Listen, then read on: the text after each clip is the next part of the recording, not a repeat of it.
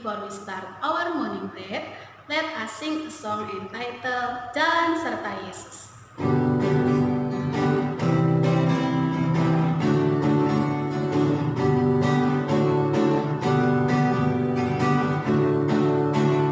Jalan serta Yesus, jalan sertanya setiap hari. Jalan serta Yesus selamanya. Jalan dalam suka, jalan dalam duka, jalan sertanya setiap hari. Jalan dalam suka, jalan dalam duka, serta Yesus selamanya. Let's pray together. Terima kasih Tuhan Yesus buat kebaikan Tuhan di dalam kehidupan kami. Terima kasih Bapa buat kesehatan yang Tuhan berikan. Dan pada pagi hari ini kami boleh bangun dengan sukacita. Bapa yang baik, kami mau belajar akan firman-Mu. Biarlah Tuhan membuka hati dan pikiran kami sehingga kami beroleh kemampuan untuk memahami dan melakukan firman-Mu di dalam kehidupan kami. Kami sambut Bapa firman-Mu hanya di dalam nama Tuhan Yesus Kristus. Haleluya. Amin. Baiklah anak-anak, kami diminta anak-anak menyiapkan buku saat teduhnya, Alkitab dan alat tulisnya. Jika sudah, buka buku saat teduhmu halaman 5. Oke, selanjutnya firman Tuhan kita pada hari ini diambil dari Yohanes 11 ayat 32 sampai 36. Ayo sama-sama kita buka Alkitabnya. Yohanes 11 ayat 32 sampai 36. Bersama Mami Yani kita baca ayat 35 saja. Oke? Mami Yani akan bacakan buat kita semua. Yohanes 11 ayat 35. Maka menangislah Yesus. Oke. Nah, anak-anak, pada buku saat teduhmu, di sini judulnya adalah ekspresi hati. Ada sebuah cerita di dalam buku saat teduhmu di mana seorang ayah itu mendidik keempat putrinya dengan tegas. Bahkan terkadang putrinya ini merasa bahwa ayahnya itu begitu mendidik dia dengan tegas, mengajarkan kemandirian, bahkan satu hal, tidak boleh menangis. Kadang-kadang terkadang kita dalam situasi di mana kita memang harus menangis. Firman Tuhan katakan di sini pada Yohanes 11 ayat 35, maka menangislah Yesus. Yesus di sini mengekspresikan hatinya ketika dia sedang mengalami duka cita. Dengan judul perikop di Alkitab adalah Lazarus dibangkitkan. Berarti Lazarusnya mati. Nah, di sini Yesus mengekspresikan hatinya ketika sedang berduka dia menangis, ketika sedang bersuka cita dia akan tertawa. Nah, anak-anak, kita mau belajar dari firman Tuhan pada hari ini bahwa kita bisa mengekspresikan hati kita. Ketika memang kita sedang bersedih, ya tidak apa-apa jika kita ingin menangis. Ketika kita bahagia, kita ungkapkan dengan tertawa. Nah, Tuhan tidak menentang hal itu semuanya. Tuhan meminta kepada kita bahwa kita bisa mengekspresikan bagaimana hati kita. Dan satu hal, ketika anak-anak mungkin sedang mengalami sedih, ekspresi hatinya sedang sedih atau sedang susah untuk diceritakan kepada orang-orang, di sini dikatakan bahwa anak-anak boleh datang kepada Tuhan. Ceritakan semua keluh kesahmu kepada Tuhan. Datang kepada Tuhan ketika mungkin anak-anak sedang mengalami kesedihan, duka cita, bahkan di saat anak-anak dalam kondisi sukacita pun bisa menceritakan kepada Tuhan. Nah, jadi belajarlah untuk bisa mengungkapkan bagaimana ekspresi hatimu secara wajar secara jujur terhadap diri sendiri. Ketika memang anak-anak mengalami sukacita, anak-anak boleh tertawa.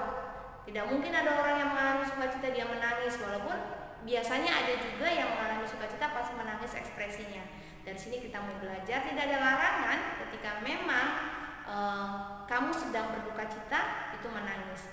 Nah, belajar untuk bisa jujur terhadap dirimu sendiri. Tetapi ketika memang anak-anak ingin menceritakan semua keluh kesah kalian boleh datang kepada Tuhan. Ungkapkan itu semua kepada Tuhan. Ingat, tidak perlu diberitahu oleh papa mama jika memang anak-anak sedang sedih. Ayo sana berdoa, tidak perlu. Tetapi memang kalau anak-anak sedang merasa sedih, anak-anak boleh datang kepada Tuhan tanpa diminta oleh papa dan mama. Berdoa kepada Tuhan supaya Tuhan yang akan membantu kalian untuk mengurangi rasa sedih yang sedang kalian alami. Jadi dari firman Tuhan hari ini kita mau belajar bahwa sedih itu tidak dilarang. Anak-anak malah diminta untuk bisa mengekspresikan hati kalian. Jika memang sedih, ya ekspresikan dengan suasana sedih seperti yang menangis tadi ya. Tidak mungkin orang sedang berduka dia tertawa, itu tidak mungkin.